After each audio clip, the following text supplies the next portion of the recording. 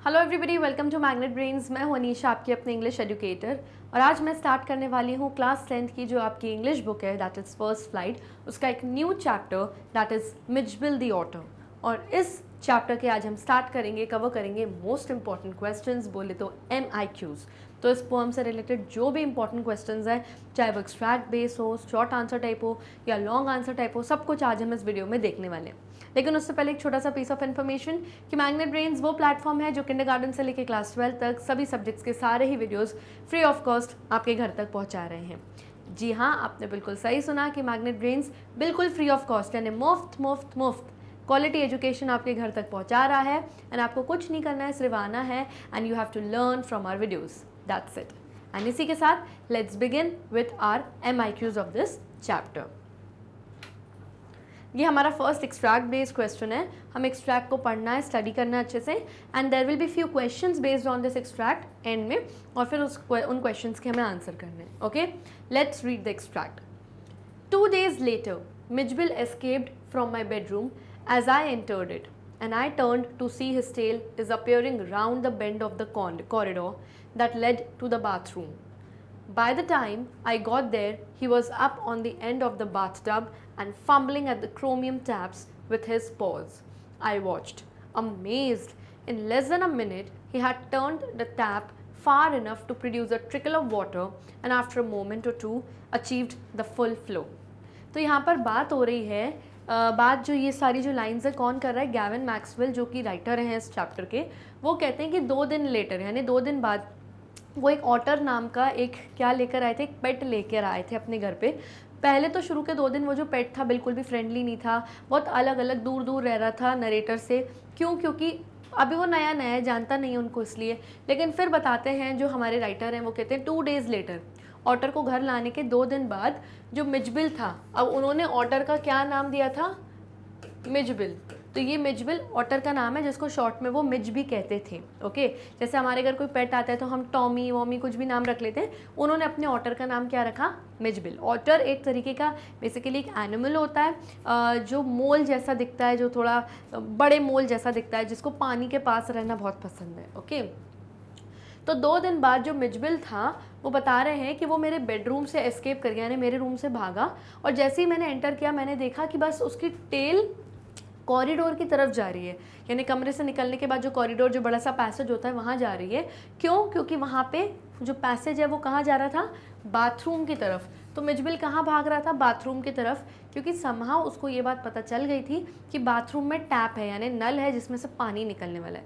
तो अब ये ऐसा पेट है, अब ऐसा एनिमल है मिजबिल, जिसको वाटर बहुत बहुत बहुत ज़्यादा पसंद है। तो इसलिए वो बार बार बाथरूम की तरफ भाग रहा था, क्योंकि वहाँ उसको वाटर मिलेगा। और by the time I got there, तो राइटर कहते हैं, पोइट जो नरेटर हैं वो कहते हैं कि जब तक मैं बाथरूम में गया, पहुंचा, तब तक तो मिजबिल बाथ टब के एंड पे पहुंच गया था, मतलब बाथ टब के उस तरफ पहुंच गया था। And fumbling the chromium taps, जो टैप्स यानी जो नल थे, जो क्रोमियम यानी एक एलॉय है, काइंड ऑफ जो मेटल के जो नल है उससे फंबल कर रहा था, कभी ऐसे ऐसे ऐसे करके वो नल को खोलने की कोशिश कर रहा था। आप सोचिए कितना क्लेवर एनिमल है कि उसको 2 दिन में ही पता चल गया है कि नल को किस तरीके से ट्विस्ट एंड टर्न करके खोलेंगे तो इसमें से पानी आएगा। तो फंबल का मीनिंग क्या होता है? To make awkward attempts to do something. Awkward यानी अजीब अजीब तरीके, अजीब अजीब आप कोशिशें कर रहे हो समहाउ किसी चीज़ को करने की कि बस वो चीज़ हो जाए। तो वो भी क्या कर रहा था? टैप यानी नल को ओपन करने की ट्राई कर रहा था अपने पॉज से, यानी अपने हाथ के जो पंजे हैं, जो अपने जो हाथ हैं उनसे करने की ट्राई कर रहा था। राइटर कहते हैं आई वॉच्ड, मैं तो बस उसे देख रहा था और मैं बहुत अमेज यानी मैं बहुत सरप्राइज था कि ऑटर अभी 2 दिन हुए आए हुए और ये तो टैप खोलने की कोशिश कर रहा है, इसको मालूम पड़ गया कि इसमें से वाटर आता है। In less than a minute यानी 60 सेकेंड, 1 मिनट से भी कम समय में उसने टैप टर्न कर दिया, यानी नल खोल दिया उसने। और इतना खोल दिया था कि उसमें से ट्रिकल ऑफ वाटर निकल रहा था। Trickle means to flow in a slow motion, जब धीरे से एक लाइन जैसा थोड़ा थोड़ा पानी निकलता है, इतना उसने 1 मिनट के अंदर के टाइम में खोल दिया था। तो हल्का हल्का पानी आ रहा था। एंड आफ्टर अ मोमेंट, और विद इन अ मोमेंट यानी 1 आध सेकेंड बाद फिर से उसने ऐसे ऐसे कुछ किया जिसकी वजह से टैप में से फुल फ्लो यानी फुल स्पीड में वाटर उस टैप में से निकलने लगा। तो ये सब चीज़ें देखकर जो नरेटर थे वो बहुत सरप्राइज हो गए थे कि अरे इसको तो नल खोल के पानी निकालना भी आ गया, क्योंकि इसको पानी बहुत ज़्यादा पसंद है। Let's check few questions based on this extract. Question number 1. Select the option that correctly captures the usage of the word fumble in the above extract. अभी extract में हमने एक word पढ़ा था fumble, जिसका मतलब क्या था, कई बार आप awkward attempts करके, कोशिशें करके कोई चीज़ करने की ट्राई करते हो. अब यहाँ पे आपके सामने 4 ऑप्शंस या 4 सेंटेंसेस गिवन है, आपको रीड करना और फंबल का वही वाला मीनिंग चूज़ करना है किसी सेंटेंस में जो जैसा एक्सट्रैक्ट में यूज़ हुआ है. Okay, let's check. A, she fumbled over a toy and fell. वो एक टॉय के ऊपर फंबल हुई और गिर गई. कह सकते हैं वो टॉय के ऊपर अटकी और गिर गई. तो यहाँ पे अटक के, स्लिप होके गिरना वो स्टम्बल होता है, वो फंबल नहीं होता. तो ऑब्वियसली ये सेंटेंस रॉन्ग है. He fumbled down in the dark. वो जब डार्क यानी अंधेरे में था तो वो फंबल हो गया, यानी कन्फ्यूज़ हो गया समहाउ, या गिर गया फंबल होके, समहाउ वो कन्फ्यूज़ हो गया. तो यहाँ पे कन्फ्यूजन की स्टेट की बात नहीं हो रही है. As he calls for help his voice fumbles. जैसे ही उस आदमी ने हेल्प के लिए कॉल किया कि प्लीज़ मेरी कोई मदद कर दो, उसकी आवाज़ फंबल हो रही थी, यानी लड़खड़ा रही थी. यस, तो यहाँ पे वॉइस फंबलिंग की बात हो रही है, ऐसा कुछ भी नहीं दिख रहा जैसा हमने एक्सट्रैक्ट में पढ़ा है. I fumbled with the lock as I had forgotten the key. मैं लॉक यानी ताले के साथ फंबल कर रहा था क्योंकि मैं चाबी भूल गया था. तो क्योंकि चाबी नहीं थी तो मैं अलग अलग तरीके के अटेम्प्ट्स, कोशिशें कर रहा था कि भाई नेल कटर की स्टिक से खुल जाए, हेयर पिन से खुल जाए, कोई और चाबी से वो लॉक खुल जाए. मैं अलग अलग कोशिश कर रहा था कि वो लॉक खुल जाए. जैसे एग्जैक्टली वो ऑटर कोशिश कर रहा था अलग अलग अटेम्प्ट्स करने की कि वो नल खुल जाए. तो yes, exactly option number D सही है and that is the right option to this question. Next, which of the following is true about Mijbil. यहाँ पर कुछ 5 पॉइंट्स दिए हैं और पूछा जा रहा है कि इन 5 पॉइंट्स में से कौन सा पॉइंट ट्रू है, यानी सही है. किसके बारे में? मिजबिल जो ऑटर है उसके बारे में. पॉइंट्स पढ़ते हैं. 1, फ्रेंडली. क्या वो फ्रेंडली था? येस, वो बहुत ज़्यादा फ्रेंडली था और वो बहुत ज़्यादा क्लोज हो गया था हमारे नरेटर के, जो मैक्सवेल थे उनके काफ़ी क्लोज हो गया था. वो बहुत लवेबल फ्रेंडली रिलेशन था उनका. तो येस कह सकते हैं. इनडिफरेंट, उसको दूर दूर रहना पसंद था. वो तो बस जब नया नया आया था 1-2 दिन शुरू में वो इनडिफरेंट था, यानी उसको दूर रहना पसंद है क्योंकि वो नई जगह पे था, वो नरेटर को भी नहीं जानता था तो इसीलिए. लेकिन बाद में तो वो फ्रेंडली हो गया था, तो ये तो नहीं है. एंटी सोशल, वो एंटी सोशल है, यानी ऐसा है कि जिसको बाहर सोसाइटी में या दुनिया में बाहर नहीं ले जाया जा सकता. तो ऐसा कुछ नहीं, वो तो बिल्कुल सोशल था. वो कहीं पे भी बाहर चले जाता था, उसको फ्लाइट में भी ट्रैवल करवा के ले जाया गया था इंग्लैंड. तो वो एंटी सोशल बिल्कुल भी नहीं है. Not like by the author, जो ऑथर हैं, जो राइटर हैं इस चैप्टर के, वो बिल्कुल पसंद नहीं करते मिजबिल को. तो ऐसा तो बिल्कुल नहीं है, वो तो बहुत ज़्यादा उसको लव करते हैं, बहुत ही ज़्यादा. वो एरोगेंट था क्या मिजबिल एरोगेंट टाइप का था क्या?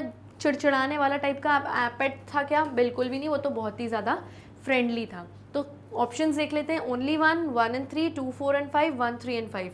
तो क्लियरली सिर्फ 1 सही है. That means option number A, only 1 is the right option to this question. Next, where did Mijbil disappear to when the author entered the bedroom. जब हमारे ऑथर मैक्सवेल जो है वो अपने बेडरूम में, अपने कमरे में एंटर करे तो मिजबिल कहाँ डिसअपियर हो गया, यानी मिजबिल उस टाइम कहाँ भाग के गायब होकर चला गया था. तो क्लियरली ऑथर जब एंटर हुए थे रूम में तो उनको सिर्फ मिजबिल की टेल दिखी थी कि वो कॉरिडोर की तरफ जा रही है. क्यों? क्योंकि कॉरिडोर से उसको पता था कि कॉरिडोर किस तरफ जाता है, बाथरूम की तरफ जाता है, और वहाँ पर नल है, पानी है, जो कि मिजबिल की सब फेवरेट चीज़ें हैं. तो ऑप्शंस हैं. क्या वो किचन की तरफ गया था कुछ खाने? बिल्कुल भी नहीं. आउटसाइड इन द गार्डन, बाहर गार्डन में, बाग बगीचे में चला गया? नहीं. बाथरूम में गया था? येस, क्योंकि वहाँ पर टैप है और उसको पानी से खेलना बहुत अच्छा लगता है. डाइनिंग हॉल की तरफ? नहीं. Clearly option number C, bathroom is the right option to this question. Next, Mijbil and the author had dash.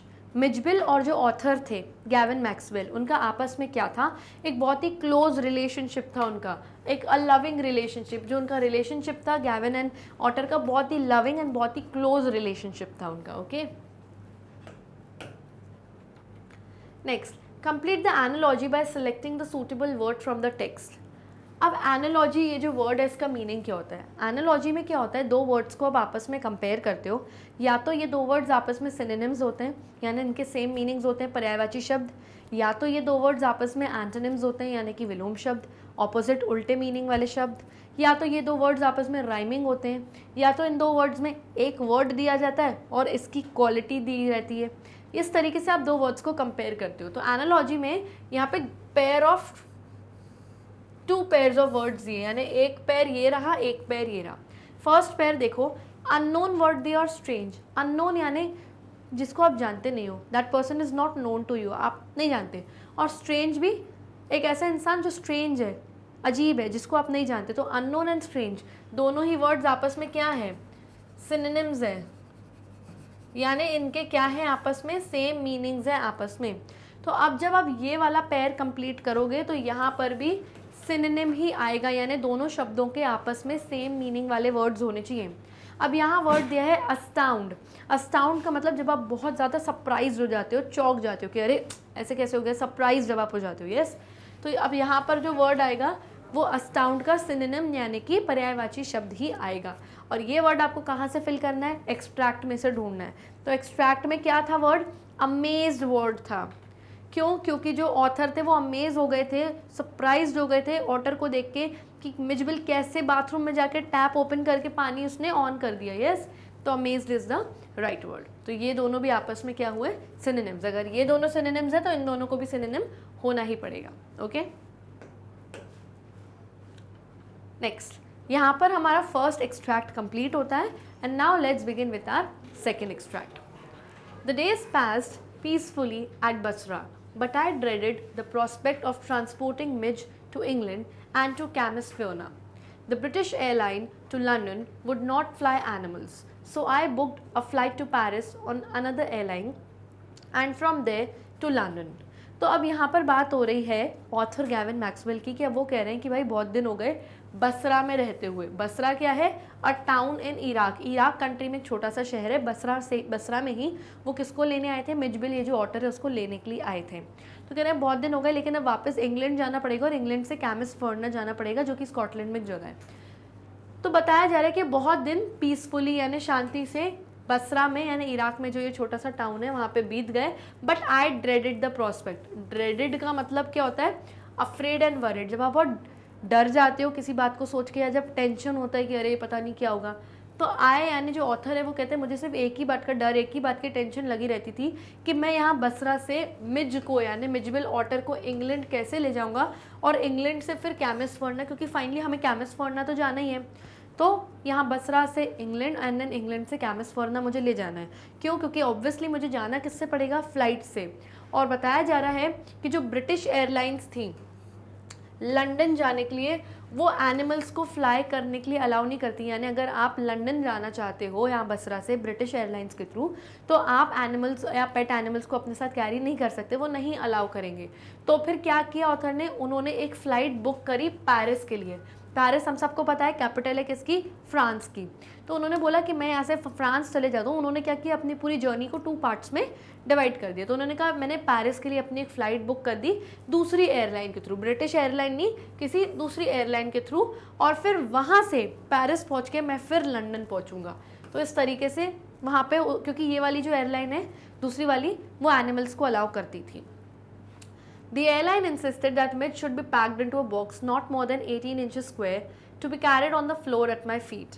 I had a box, and an hour before we started, I put Midge into the box so that he would become accustomed to it and left for a hurried meal. तो अभी जो दूसरी वाली airline book करी थी आपके Basra से लेके Paris and Paris to London, तो उन एयरलाइंस ने क्या इंसिस्ट किया, इंसिस्ट यानी बहुत स्ट्रांगली क्या चीज़ बोल दी, मतलब स्ट्रांगली, और आप मतलब बोल दिया कि आपको ये चीज़ हमारी माननी पड़ेगी कि मिज जो है, जो ऑटर है, उसको आपको पैक करके लाना पड़ेगा एक बॉक्स में। मतलब एक ऐसा बॉक्स जो 18 इंचेस से ज़्यादा बड़ा ना हो, इतने बॉक्स में आपको मिज को पैक करके लाना पड़ेगा। और इतना साइज़ होना चाहिए बॉक्स का, नॉट मोर देन 18 इंचेस, कि जब आप फ्लाइट की सीट पर बैठो तो आपके पैरों में वो बॉक्स रख दिया जाए, कि आप जहाँ बैठे हो वहीं आपके फ्लोर पे, आपकी ज़मीन पे आपका पेट भी आपकी आंखों के सामने ही है, ठीक है। तो इसीलिए उसने क्या किया, not more than 18 inches square का एक बॉक्स लिया और रखा। अब ऐसा एक बॉक्स बनवा लिया किसने, ऑथर ने। और फ्लाइट कैच करने के 1 घंटे पहले, एन आवर बिफोर, 1 घंटे पहले, गैविन मैक्सवेल जो यहाँ पे ऑथर हैं, उन्होंने मिजबिल को उस बॉक्स में रख दिया। फ्लाइट के 1 घंटे पहले, उसी टाइम नहीं, 1 घंटे पहले ही रख दिया। क्यों किया, ताकि जो मिजबिल है वो उस बॉक्स से अकस्टम्ड हो जाए, यानी कि यूज टू हो जाए, जब आपको किसी चीज़ की आदत पड़ जाती है, आप यूज टू हो जाते हो। अगर हो सकता है उसी टाइम जाके रखते हैं फ्लाइट में तो मिचबिल थोड़ा अनकंफर्टेबल हो जाता है, क्योंकि एनिमल है, यू नेवर नो। तो 1 घंटे पहले ही रख दिया ताकि वो थोड़ा यूज टू हो जाए, समझ जाए कि हाँ ये बॉक्सर उसको उसी में रहना है, इसीलिए 1 घंटे पहले ही रख दिया। और फिर फटाफट लेफ्ट फॉर अ हरिड मील, और फिर फटाफट एक छोटी सी मील खाने के लिए, थोड़ा खाना खाने के लिए भाग के कौन चले गए, ऑथर। तब तक मिचबिल उस बॉक्स में ही था और अंदर एक मेटल से उसको बांध के वहाँ पे रखा हुआ था, फेस ओपन था ताकि it can breathe. Okay, questions देखते हैं based on this extract. Okay, the author dash, अभी जो ऑथर है हमारे गैविन मैक्सवेल, उनसे रिलेटेड यहाँ पर कुछ बात कही गई है जो सही बात है, आपको इन 4 ऑप्शंस में से चूज करना है। Option A, the author was fearful of carrying Mij to England, क्या वो बहुत डर रहे थे मिचबिल को या मिच को, जिसको वो शॉर्ट फॉर्म में मिच कहते थे, इंग्लैंड ले जाने के लिए। यस, वो कहीं ना कहीं वरिड थे, ही वॉज टेंस्ड कि भाई क्या होगा। Okay, did not want to take Mij with him, वो मिच को ले जाना ही नहीं चाहते थे अपने साथ। तो ऐसा बिल्कुल भी नहीं है, वो तो मिच को लेने आए थे और ले जाने ही आए थे, जिसकी वजह से बेचारे ने अपनी पूरी ट्रिप को 2 पार्ट्स में भी डिवाइड किया। The author wanted to carry Mij without a box in a plane, author चाहते थे कि वो मिचबिल को बिना बॉक्स के प्लेन में कैरी करके ले जाए। तो भाई यहाँ पे जो ऑथर है वो कोई देश के प्रधानमंत्री या प्रेसिडेंट नहीं है, जो एयरलाइंस बोलती हैं वैसा करना पड़ता है, उनके रूल्स फॉलो करने पड़ते हैं। The author did not want to board the flight, author को फ्लाइट बोर्ड यानी फ्लाइट पकड़नी नहीं थी, ऐसा बिल्कुल भी नहीं भाई, फ्लाइट पकड़ेंगे तभी तो जाके वहाँ पहुँचेंगे। तो क्लियरली ऑप्शन ए सही है कि जो ऑथर थे वो फेयरफुल थे, यानी थोड़े डर रहे थे कि वो कैसे मिचबिल को इंग्लैंड तक ले जाएंगे। तो जिस वजह से उन्होंने बसरा से लेके पेरिस तक की एक फ़्लाइट करी एंड देन वहाँ से इंग्लैंड तक 2 पार्ट्स में अपनी जर्नी को डिवाइड किया। So option A is the right option to this question. Next, select the option that correctly captures the usage of the word insisted in the above extract। अब इस extract में एक word आया है insisted। insisted का मतलब होता है जब आप स्ट्रांगली कोई बात किसी से बोलते हो कि नहीं आपको ऐसा करना ही है। जैसे एयरलाइंस वालों ने ऑथर से कह दिया था कि आपको नॉट मोर देन 18 इंचेस के बॉक्स में आपको रखना पड़ेगा मिचबिल को। तो कोई चीज़ जो आपको करनी ही है दैट इज़ इंसिस्टेड। अब यहाँ पे 4 सेंटेंसेस गिवन है, आपको क्या करना है, वो सेंटेंस चूज़ करना है जिसमें इंसिस्टेड का सही मीनिंग गिवन है, वैसा ही जैसा हमने एक्सट्रैक्ट में पढ़ा है। Option number A, she insisted the family business from her father. She यानी उसने जो घर का फैमिली बिजनेस था वो इंसिस्ट किया अपने पिता से, अपने फादर से। तो यहाँ पर इंसिस्टेड का मतलब है डिमांडेड, कि उसने अपने फादर से डिमांड की कि मुझे तो फैमिली बिजनेस में हिस्सा दो। तो डिमांड करना इज़ नॉट इंसिस्टेड। ओके, तो ये ऑप्शन नहीं है। She insisted regarding the case on seeing her lawyer, उसने इंसिस्ट किया, उसने बहुत स्ट्रांगली बोला अपने केस के बारे में जैसे ही उसने अपने लॉयर को देखा। तो जैसे ही उसने अपने लॉयर को देखा उसने अपने केस के बारे में इंसिस्ट किया, यानी स्ट्रांगली कुछ बातें कहीं, कुछ पॉइंट्स कहें कि नहीं भाई ऐसा ही होना चाहिए, केस में ही जीतनी चाहिए। तो येस हो सकता है यहाँ पे इंसिस्ट वो स्ट्रांगली कुछ कह रही है। फिर भी और आगे ऑप्शंस देखते हैं। Baldness is insisted from the mother side of the family. जो बाल्डनेस है, अगर किसी में बाल्डनेस की प्रॉब्लम है यानी किसी में बाल झड़ने की, गंजे होने की जो प्रॉब्लम है वो प्रॉब्लम है, तो ये कहाँ से इंसिस्ट होती है, ये कहाँ से कैरी फॉरवर्ड होके आती है, जो अब हमारी मदर की साइड की फैमिली होती है कहाँ जाता है, उस पर हमारे हेयर की जो हेरिडिटी है वो जाती है, कई बार ऐसा कहा जाता है। तो ये इंसिस्ट होके आती है, यानी ये चीज़ वहाँ से डिमांडेड होके आती है या कैरी फॉरवर्ड होके आती है, हम कह सकते हैं। तो ये चीज़ भी यहाँ पे ऑप्शन सही नहीं है। She insisted her father's deep blue eyes, उसने अपने फादर के, अपने पिता के डीप ब्लू आइज़ को इंसिस्ट किया, ने डिमांड किया कि मुझे भी ऐसी ही इतनी ब्लू कलर की ब्यूटीफुल आइज़ आपके जैसे चाहिए। हम बोलते हैं नहीं कई बार अपने पेरेंट्स को, तो यहाँ पर भी डिमांड करना है, इंसिस्ट करना नहीं है। कोई स्ट्रांगली ऐसा बोल ही नहीं रही कि भाई मुझे अपनी आंखें निकाल के मुझे लगा दो। ओके, तो clearly option number A is the right option, sorry, option number B is the right option to this question. Okay, option B. Okay, that is the right answer. Next, what was the size of the box? उस box का क्या size था जिसमें author ने Mijbil को रखा था कि ओके इस बॉक्स में कैरी करके मैं इसको फ्लाइट में ले जाऊंगा। ऑप्शंस हैं लेस देन 17 इंचेस, 17 इंचेस से कम होना चाहिए, ऐसा बिल्कुल भी नहीं था। 18 से 20 इंच के बीच में, ऐसा भी नहीं था। नॉट मोर देन 18 इंचेस, यानी 18 इंचेस से ज़्यादा बिल्कुल नहीं। 18 इंच से आप कम कर सकते हो कितना है, लेकिन 18 इंच से ज़्यादा नहीं, मैक्स आप 18 इंच तक रख सकते हो, उससे ज़्यादा बॉक्स का साइज़ नहीं होना चाहिए। तो ये बिल्कुल सही है। That means option number D, none of the above हो नहीं सकता। क्लियरली हमें हमारा आंसर मिल गया है। Which is option number C. Next, why did the author put Mij in a box. ये ऑथर ने मिज को यानी मिजबिल ऑटर को बॉक्स में रखा ही क्यों. तो क्लियरली जो एयरलाइंस वाले थे उन्होंने इंसिस्ट किया था कि आपको रखना ही पड़ेगा, एनिमल्स हैं तो उनको बॉक्स में लेके आओ. The author put Mij in a box so that he would become accustomed to it. तो ऑथर ने मिज को बॉक्स में इसलिए रख दिया था, पहले से ही 1 घंटे पहले से ही रख दिया था ना, ताकि वो उससे अकस्टम्ड हो जाए यानी उससे यूज टू हो जाए. यानी जब फ्लाइट में जाएँ तो उसे ऐसा ना लगे कि अभी अभी कोई नई चीज़ में मुझे डाल दिया इन लोगों ने. तो फ्लाइट कैच करने के 1 घंटे पहले ही उन्होंने उसको बॉक्स में रख दिया था, सो दैट वो उससे यूज टू हो जाए और उसको समझ आ जाए कि मुझे इसमें ही बैठना है अब थोड़ी देर के लिए. Next, Mij was put into the box dash before the flight. Mij को यानी मिजबिल को बॉक्स में रखा गया था फ्लाइट के बिफोर. कितनी देर बिफोर, तो 1 घंटे पहले, तो 1 hour before the flight. Clearly 1 घंटे पहले फ्लाइट के बोर्ड करने से पहले मिजबिल को बॉक्स में रख दिया था. सो चिल्ड्रन, यहाँ पे इस चैप्टर के इंपॉर्टेंट एक्सट्रैक्ट बेस्ड क्वेश्चन जो है वो यहाँ पर खत्म होते हैं. And now let's begin with some important small answer type questions from this chapter. तो let's check our question number 1 which is short answer from this chapter. What did the otter look like. ये जो otter था जिसका नाम Mijbil रखा था हमारे author ने, भाई वो कैसा दिखता था. How did he look like. तो उसका अपीयरेंस हमको क्लियरली बताना है इस आंसर में. The otter looked like a small dragon belonging to the middle ages. It was covered with symmetrical pointed scales of mud. One could see the scales a soft velvet fur like that of a chocolate brown mole. तो यहाँ पे क्या बताया जाए है कि जो otter था वो एक छोटे ड्रैगन जैसा लगता था.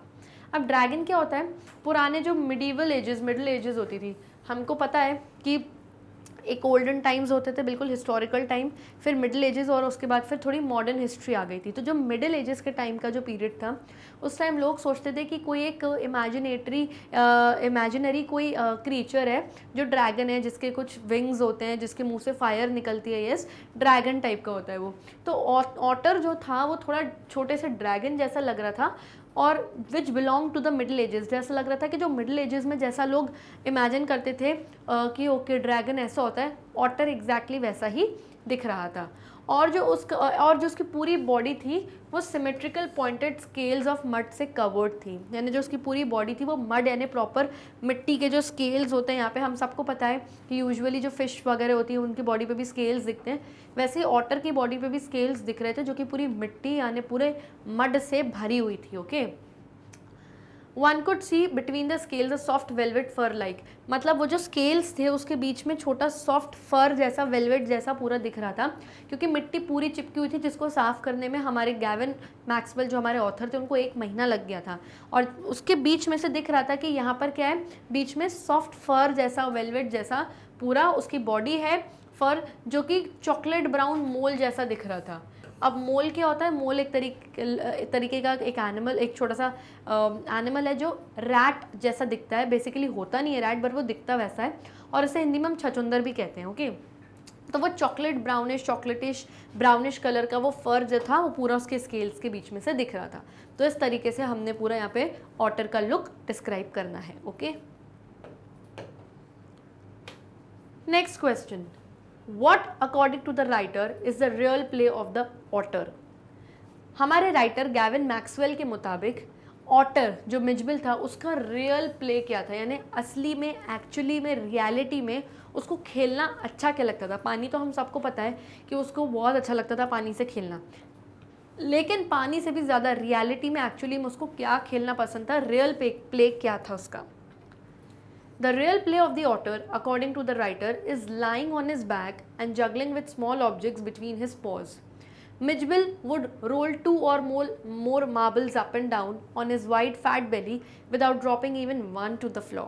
तो मिजबिल का जो रियल प्ले था ऑटर का हमारे राइटर के मुताबिक is lying on his back, कि अपनी पीठ के बल वो लेट जाता था एंड हाथ दोनों पॉज ऐसे लेट जाता था और ये जो दोनों पॉज जो उसके हाथ थे उसमें मार्बल्स को यानी जो कंचे होते हैं उनको जगल करता था। जगल यानी एक हाथ से दूसरे हाथ में, दूसरे हाथ से वापस पहले हाथ में, इस तरीके से जो मार्बल की बॉल्स थी वो जगल करता था अपनी पीठ पर लेट कर अपने पॉज की मदद से। ठीक है, अब कोई मार्बल हो या कोई सा भी स्मॉल ऑब्जेक्ट, कोई भी छोटी सी चीज़ हो जिसको इस तरीके से करना, ये उसको करना सबसे बेस्ट लगता था।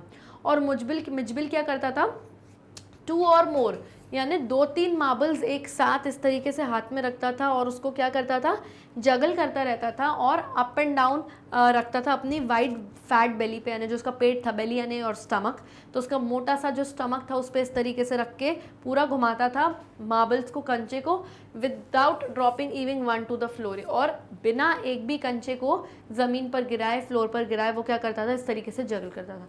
तो ये उसका बेस्ट प्ले टाइम था। Okay, next, Maxwell was justified in thinking very highly of air hostess justify। जिस एयरलाइन में मैक्सवेल जो थे, जो ऑथर थे, वो मिजबिल को लेकर गए थे वो 18 इंचेस के बॉक्स में, वहाँ पर क्या होता है, सडनली मिजबिल बहुत एक्टिव हो जाता है, वो एकदम निकल के पूरी फ्लाइट में इधर उधर दौड़ने लगता है, लोग खड़े हो जाते हैं, पैसेंजर्स एकदम डरने चीखने चिल्लाने लगते हैं। तो उस टाइम पे जो एयर हॉस्टेस होती है वहाँ पे, उसने बहुत अच्छे से मैक्सवेल ऑटर को, जो एयर हॉस्टेस है उसने ऑटर को कंट्रोल में किया, फिश उसका खाना दिखा के समहाउ, और बहुत पोलाइट और बहुत हम्बल थी वो, उसने चिल्लाया नहीं बिल्कुल भी ऑथर को कि क्या है आपका जो पेट एनिमल है पूरे पैसेंजर्स को परेशान कर रहा है, ऐसा कुछ भी नहीं किया। तो जो मैक्सवेल थे उन्होंने, वो सोचते थे कि जो एयर हॉस्टेस थे बट बहुत हाई थिंकिंग की थी, आपको जस्टिफाई करना है अपने इस बात को। तो Maxwell was justified in thinking very highly of the air hostess because of her courtesy and great concern towards the passengers. She made sure that even Mitchell was comfortable during the flight, and thus Maxwell calls her the very queen of her kind. तो Maxwell ये justified थे ये सोचने के लिए कि भाई जो एयर हॉस्टेस थी उसकी थिंकिंग बहुत हाई थी, यानी सोच बहुत ऊंची थी, अच्छी सोच थी एयर हॉस्टेस की।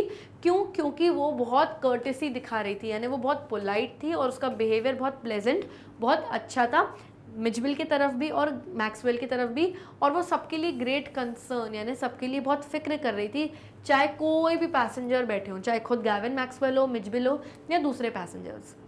यस, मिजबिल को उसने बॉक्स में लाने के लिए बोला था, लेकिन बाद में उस मिजबिल क्योंकि परेशान हो रहा था, उसके पैर में से ब्लड भी निकल रहा था, तो गैविन ने जब ये प्रॉब्लम बताई पूरी एयर हॉस्टेस को, तो एयर हॉस्टेस ने बोला कि ठीक है कोई बात नहीं, अलाउड तो नहीं है, लेकिन फिर भी आप मैक्सवेल को मिजबिल को उठा के आप अपने गोदी में अपने लैप्स पे रख सकते हो, ताकि वो भी कंफर्टेबल फील करें और दूसरे पैसेंजर्स भी कंफर्टेबल फील करें।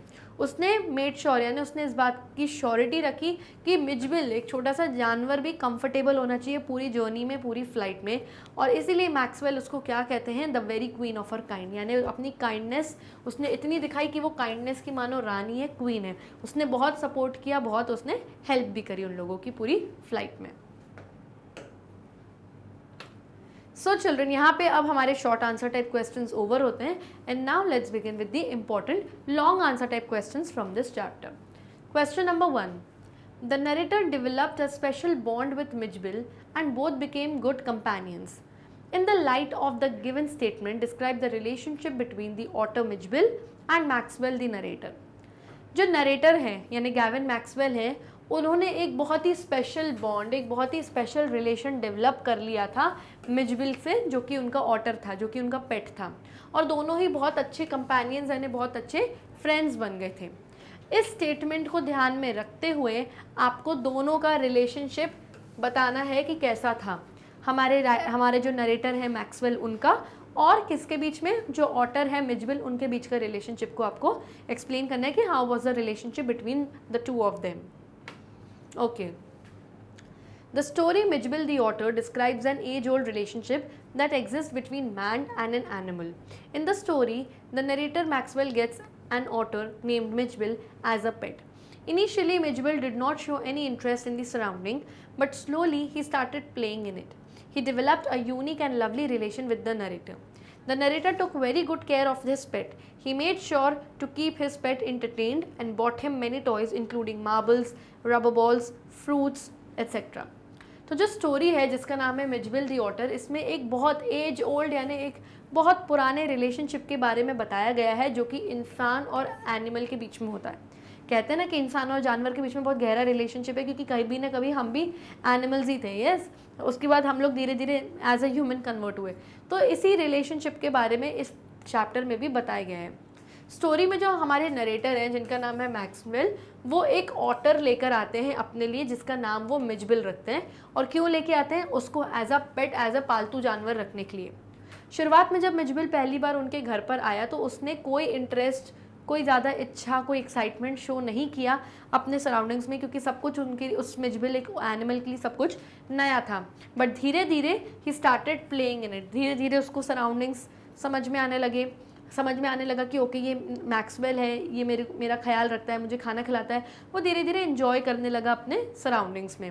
उसने एक बहुत ही यूनिक, एक बिल्कुल अलग हटके और एक बहुत प्यारा रिलेशनशिप डेवलप कर लिया था नरेटर मैक्सवेल के साथ। जो नरेटर थे वो अपने पेट मिजबिल की बहुत अच्छी केयर, बहुत अच्छी देखभाल भी किया करते थे।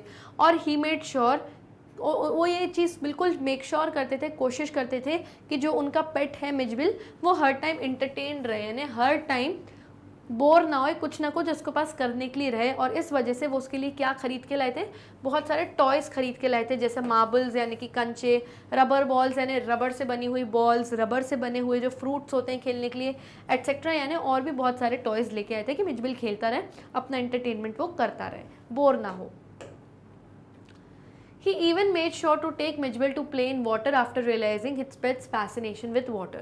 और उन्होंने ये भी मेक श्योर किया कि भाई मिजबिल को पानी में ज़रूर खिलाया जाए, क्योंकि जैसे ही उन्होंने रियलाइज़ किया, उन्हें पता चला कि भाई जो उनका पेट मिजबिल है वो पानी को लेके बहुत फैसिनेटेड है, पानी को देख के बहुत अट्रैक्ट होता है, पानी में खेलना उसको बहुत अच्छा लगता है। तो वो उसको बाथरूम में ले जाके नल ओपन करके, टैप ओपन करके दे देते थे कि भाई चलो पानी से भी खेलो। जो मैक्सवेल थे यानी जो नरेटर थे, वो एक कीन ऑब्जर्वेंट थे अपने पेट की हैबिट्स के और ट्रेड्स के। यानी वो बहुत ध्यान रखते थे, वो बहुत ध्यान से ऑब्जर्व करते थे, देखते थे, समझते थे कि जो उनका पेट है उसकी क्या आदतें हैं, क्या ट्रेड्स यानी उसके क्या फीचर्स हैं, क्या कैरेक्टरिस्टिक्स है, इसको क्या करना अच्छा लगता है, क्या नहीं करना अच्छा लगता है, और फिर उसी हिसाब से वो भी चलते थे। वो हमेशा मिजबिल को इनकरेज करते थे, यानी बढ़ावा देते थे to do what he like, कि जो अच्छा लग रहा है, जो खेलना है, जहाँ जाना है सब करो। And also took him for a walk every day. हर दिन एक वॉक के लिए, घुमाने के लिए भी उसको ज़रूर लेकर जाते थे। ऐसा नहीं कि घर में बंद बंद रखते थे, घुमाने भी ले जाते थे।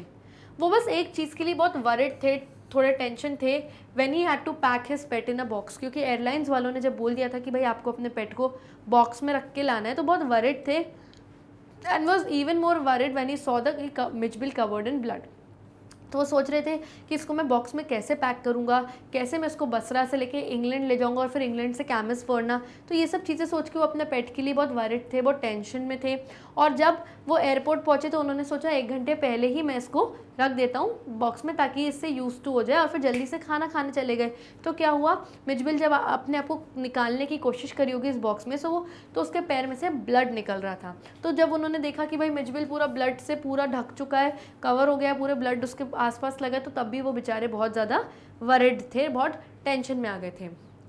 कहीं ना कहीं हम कह सकते हैं मिजबिल जो ऑटर है वो अपने ओनर, अपने मालिक मैक्सवेल के साथ बहुत हैप्पी था, बहुत खुश था। जब भी नरेटर उसको बुलाते थे, he would follow the narrator, यानी घर में जब वो रखते थे तो उसको कोई चेन गले में बांध के नहीं रखते थे। जब भी वो बुलाते थे उसको मिजबिल, तो वो जहाँ भी होता था दौड़ के उनके पास आ जाता था। Even when he was scared in the box and the aircraft, he found contentment with the narrator. जब मिजबिल यानी ही मतलब कौन, मिजबिल, यानी जब मिजबिल बॉक्स में था वो बहुत डर गया था, स्कैर्ड था, तो उसकी आंखें किसको ढूंढ रही थी, मैक्सवेल यानी नरेटर को ही ढूंढ रही थी। और जब एयरक्राफ्ट चालू हुआ तो मिजबिल काफ़ी डर गया, इधर उधर दौड़ रहा था, उसको समझ नहीं आ रहा था मैं कहाँ जाऊँ। लेकिन फाइनली जब उसने अपने नरेटर मैक्सवेल को देखा तो तभी उसको कंटेंटमेंट आया, यानी फाइनली उसको सेटिस्फैक्शन आया कि चलो ठीक है, मैं एक सेफ जगह पर हूँ, यानी मैं अपने मालिक मैक्सवेल के पास ही हूँ। All this shows that both of them understood and loved each other. ये सब चीज़ें हमें क्या बताती हैं कि दोनों एक दूसरे को समझते थे, दोनों एक दूसरे को बहुत ज़्यादा प्यार करते थे और उनका एक बहुत ही ब्यूटीफुल सा रिलेशनशिप था। Okay, next question, why do you think the author was not friendly at the first with narrator? Can you relate this to human nature as well? आपको ऐसा क्यों लगता है कि शुरुआत में जब ऑटर नया नया घर पे आया था तो वो इतना ज़्यादा फ्रेंडली नहीं था नरेटर के साथ? क्या आप इस बात को रिलेट करके बता सकते हैं ह्यूमंस के नेचर के साथ भी, कि जब ह्यूमंस भी नए नए किसी से मिलते हैं तो क्या वो ऑटर जैसा ही बिहेव करते थे और धीरे धीरे यूज टू हो जाते हैं जब नए इंसानों से, तो उनको अच्छा लगता है, उनके साथ वो हैबिचुअल हो जाते हैं? तो ये चीज़ आप ह्यूमन का जो नेचर होता है, इंसानों का जो नेचर होता है, उससे रिलेट करके हमको बताइए। At first, the otter was not friendly with the narrator as he had seen him for the first time. He was brought to a new place and new surroundings. He neither knew the narrator nor the place, which made him stay aloof and indifferent. तो शुरुआत में जो otter था वो इतना ज़्यादा friendly नहीं था हमारे नरेटर मैक्सवेल के साथ। क्यों? क्योंकि उसने पहली बार ही देखा था नरेटर को, इससे पहले वो नरेटर को ना देखा था ना वो उनको जानता था। वो एक नई जगह पर लाया गया था, ऑटर एक नई जगह पर लाया गया था, उसके जो सराउंडिंग्स थे, आसपास का जो घर था, सब कुछ नया था ऑटर के लिए। वो ना ही नरेटर को जानता था और ना ही उस जगह को जानता था। उस बेचारे को समझ ही नहीं आ रहा था कि मैं कहाँ आ गया हूँ और कौन ये बंदा मेरे सामने है, जिसकी वजह से जो ऑटर था वो 2-3 दिन शुरू के अलूफ रहने लगा, यानी बिल्कुल भी फ्रेंडली नहीं रहता था, डिस्टेंट यानी ऑथर से बहुत दूर रहता था, अकेले रहना पसंद करता था। वो कम से कम जहाँ बेड था हमारे ऑथर का, मैक्सवेल का, उससे जितनी दूर हो सकता था उतनी दूर रह रहा था और इनडिफरेंट, यानी उसको कोई फ़र्क नहीं पड़ रहा था कि नरेटर क्या कर रहा है क्या नहीं कर रहा है। आवाज़ लगा रहा था तो वो आ भी नहीं रहा था। तो क्योंकि नई जगह पे नए पर्सन से मिला तो इसलिए वो थोड़ा अकेला रहना पसंद कर रहा था। But as soon as he started becoming comfortable with the surroundings, he became friendly, and so it can be said that the otter almost behaved very close to the narrator. लेकिन जैसे ही धीरे धीरे वो कंफर्टेबल फील करने लग गया उस environment में, नरेटर के साथ, उन सराउंडिंग्स में, वो बहुत ज़्यादा फ्रेंडली हो गया, वो बहुत खुश रहने लगा नरेटर के साथ। और इसीलिए ये कहा जाता है कि ऑटर्स जो होते हैं वो ऑलमोस्ट किसके जैसे बिहेव करते हैं, almost behave very close to the narrator. वो नरेटर के बहुत क्लोज होने लगा जैसे जैसे धीरे धीरे फ्रेंडली होते गया वो नरेटर से। This is very similar to human nature, as it is not easy to mix with others easily. You have to know their nature first. Even the human beings first take time to understand others. तो ये जो चीज़ है, जो otters का nature दिखाया था शुरुआती के 1-2 दिन में, ये चीज़ बिल्कुल सिमिलर है, बिल्कुल सेम है अगर इंसानों के नेचर की भी हम बात करें। क्यों? क्योंकि ये बिल्कुल भी ईजी नहीं है कि आप नए लोगों के साथ फटाफट मिक्स हो जाओ। आपको टाइम लगता है उनको देखने में, समझने में, नई जगह नए लोगों को समझने में टाइम लगता है। आप सबसे पहले उनका नेचर समझने की कोशिश करते हो कि सामने वाले का नेचर कैसा है, फिर आप उन इस हिसाब से चलते हो। इवन जो ह्यूमन बींग्स होते हैं उनको भी शुरुआती टाइम में समय लगता है, जो इनिशियल टाइम होता है, शुरू के जो दिन होते हैं किसी नई जगह नए पर्सन के साथ, उनको भी बहुत टाइम लगता है टू अंडरस्टैंड अदर्स, दूसरों को समझने में कि इनकी क्या हैबिट्स, इनका क्या नेचर है। Then only they become friendly with them, और जब उनको कंफर्टेबल लगता है धीरे धीरे, तभी वो बहुत ज़्यादा उनसे फ्रेंडली होते हैं और कंफर्टेबल फील करते हैं। Unless they are comfortable in being with somebody, they try to stay away from that person.